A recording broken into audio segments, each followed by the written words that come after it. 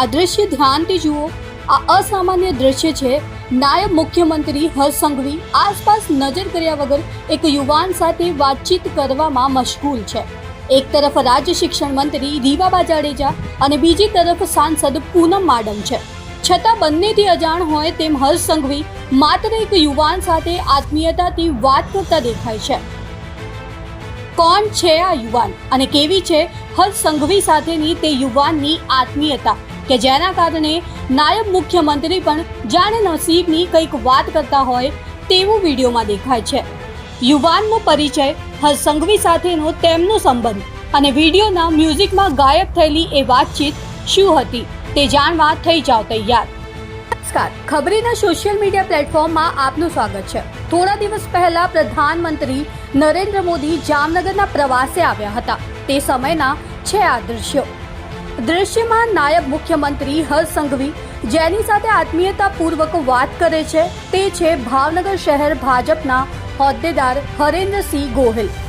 ભાજપના દરેક હોદ્દેદાર કે કાર્યકર સાથે નેતાઓને આત્મીયતા હોય જ તે જરૂરી નથી, તો પછી હરેન્દ્રસિંહ ગોહિલ અને હર્ષ સંઘવીના આવા દૃશ્યો કેમ? આ સંબંધ જાણવા તમને થોડા ભૂતકાળમાં લઈ જવા પડશે। તો ચાલો મારી સાથે ભૂતકાળમાં। હરેન્દ્રસિંહ ગોહિલ ત્યારે ભાવનગર શહેર ભાજપ યુવા મોરચાના પ્રમુખ હતા અને હર્ષ સંઘવી ગુજરાત ભાજપ યુવા મોરચાના મહામંત્રી હતા। બંને વચ્ચે ત્યારથી મિત્રતા છે। વિડીયોમાં સાથે દેખાતા અન્ય લોકો તે સમયના યુવા મોરચાના સાથીદારો રહેલા છે। હર્ષ સંઘવી અને હરેન્દ્રસિંહ ગોહિલે અનેક કાર્યક્રમો, ચૂંટણીઓ અને જવાબદારીઓમાં સાથે રહીને ભાજપનું કામ કર્યું છે।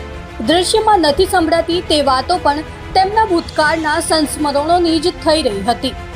હરેન્દ્રસિંહ ગોહિલ હાલ ભાવનગર શહેર ભાજપના કારોબારી સભ્ય છે અને હાલમાં યોજાયેલી સ્થાનિક સ્વરાજ્યની ચૂંટણીમાં બનાસકાંઠા જિલ્લાના નિરીક્ષક હતા અને હર્ષ સંઘવી હાલ ગુજરાતના નાયબ મુખ્યમંત્રી છે। આ જ નસીબ છે અને હર્ષ સંઘવી પણ જાણે હરેન્દ્રસિંહ ગોહિલને વિડીયોમાં આ જ સમજાવતા દેખાઈ રહ્યા છે।